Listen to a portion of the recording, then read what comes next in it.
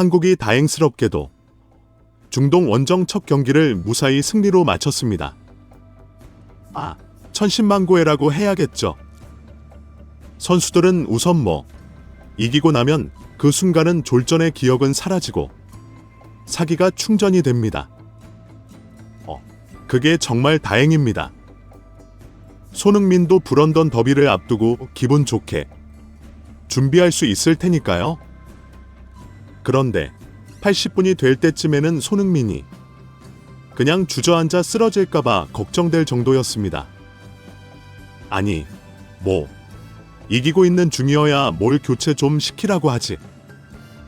아니, 생각해보세요. 우선 선수들 대부분 유럽에서 왔다고 해도 손흥민은 일요일 경기 풀타임을 뛰고 날아온 겁니다. 거기다 나이도 감안해야 되잖아요. 이틀 쉬었습니다.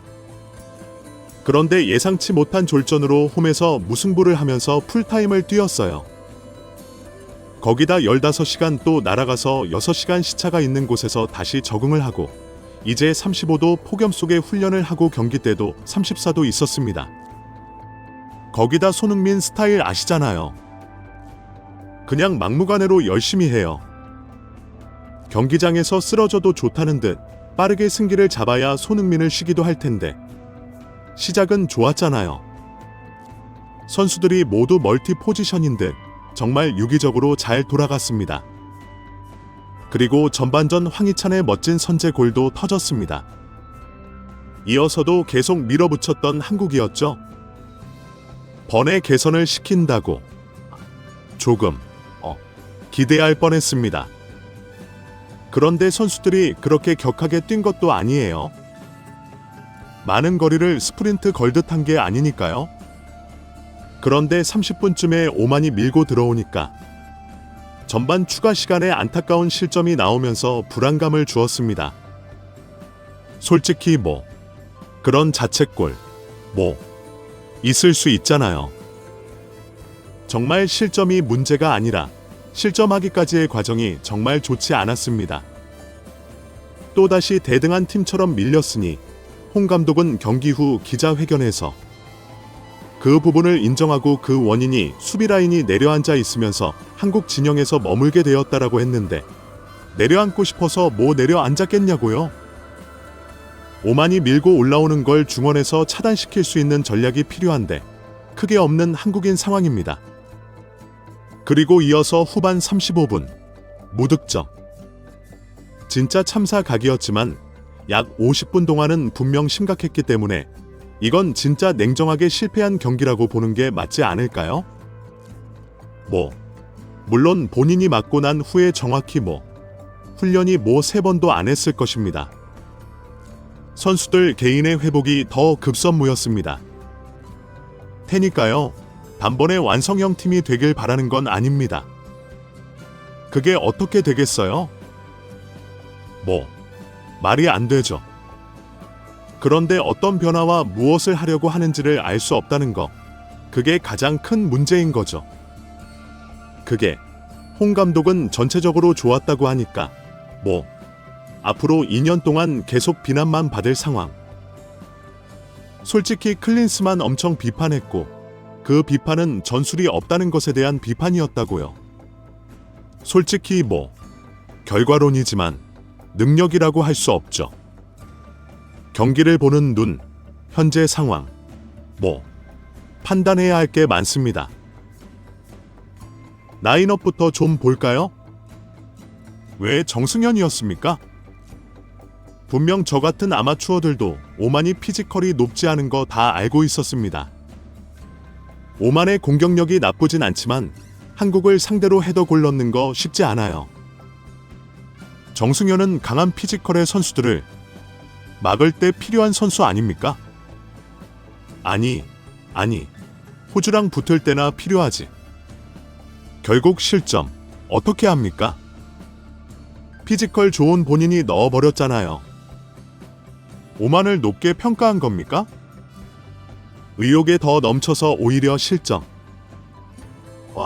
그리고 경기 중에 황희찬이 코치진 선수들을 바라보면서 본인의 위치에 대해서 당황하면서 자리를 못 잡고 있었습니다.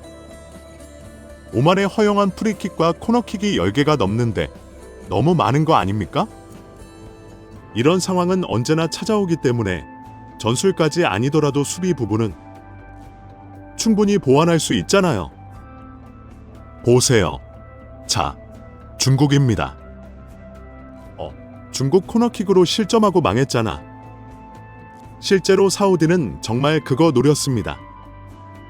명으로 안 되니까 세트피스로 넣겠다. 물론 그 확률이 높지 않지만 이 세트피스 골로 운명이 갈릴 때가 정말 많습니다. 그리고 전반 20여 분부터 왜 이렇게 된 건지 짚고 넘어가야 합니다. 결과적으로 손흥민이 풀타임까지 뛰고 많은 선수들이 풀타임을 뛰었는데 그렇다면 전반 20여 분 상황, 결코 체력 문제는 아니었을 것입니다. 실제로 선수들 이틀 쉬어도 전반전 정도는 쏟아부을 수 있거든요. 골을 넣고 나사 풀린 걸로 보여지고 밀고 들어올 때 그 대처를 전혀 못한 것이었습니다. 이거 아시안컵 때도 계속 겪었던 거잖아요. 손흥민이요. 인터뷰에서 말했듯이 아시아 팀들의 레벨이 많이 올라왔다고 평가했습니다. 그럼 이제 한국이 공격만 잘한다고 승리하는 게 아닙니다. 아시안컵 무너졌던 게 결국 실점이 많았기 때문에 참사를 겪은 거잖아요. 기본적으로 강팀은 실점이 매우 적어야 합니다. 특히 약팀 상대할 때 실점이 없어야죠.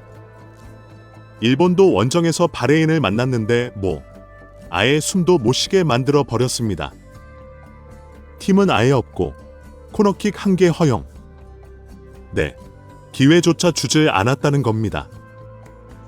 물론 수비형 미드필더 자리가 어렵기도 하고 일본보다는 약하다는 거 인정합니다. 그런데 어차피 약한데 똑같이 하는 건 뭔가요? 박영우, 여기저기 노력은 보였지만 그 자린 노력만으로 진짜 안 됩니다.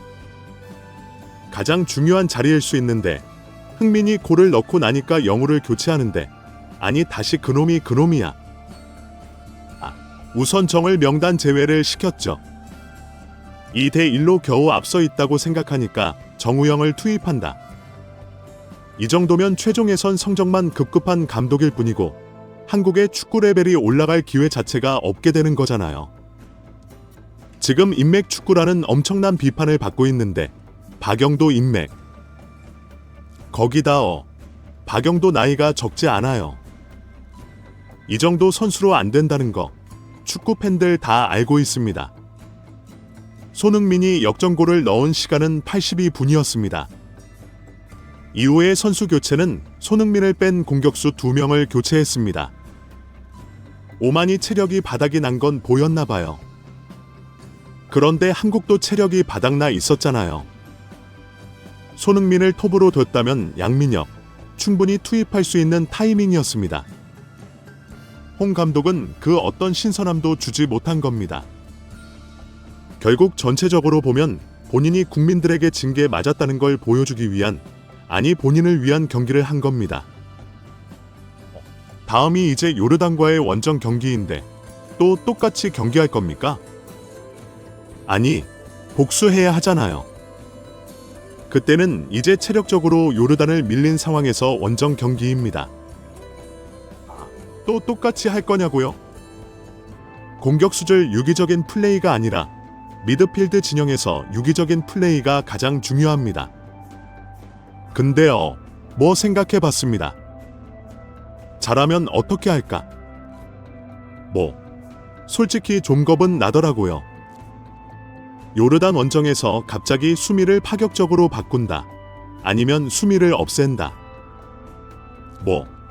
그래도 수십억 받는 감독인데 그 정도 통찰력은 있어야죠. 조에서 요르단은 최약체 팔레스타인을 상대로 3대1 승리를 거뒀습니다. 한국은 비겼는데 긴장을 늦출 수가 없겠죠. 그리고 이라크는 쿠웨이트를 상대로 전반 초반에 퇴장을 당하면서 결과도 0대0 무승부가 되었습니다.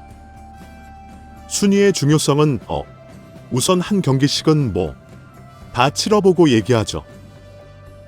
손흥민은 경기 후 기자회견에서 그래도 팬들에게 희망을 주려고 무던히 애를 썼는데 남은 8경기에서도 매번 최고의 경기를 보여드릴 수 있도록 또 인생 최고의 경기를 펼치도록 최선을 다해 노력하겠다. 첫 출발이 깔끔하지 않았는데 원정에서 어려운 경기를 이겨서 더 단단한 팀이 된 것 같다. 우리에게는 이제 8경기가 남았고 인생 최고의 경기를 할 기회가 8번 남아있다. 오늘처럼 이렇게 자신 있게 한다면 충분히 좋은 모습 보여줄 수 있을 것이라고 생각한다고 했습니다.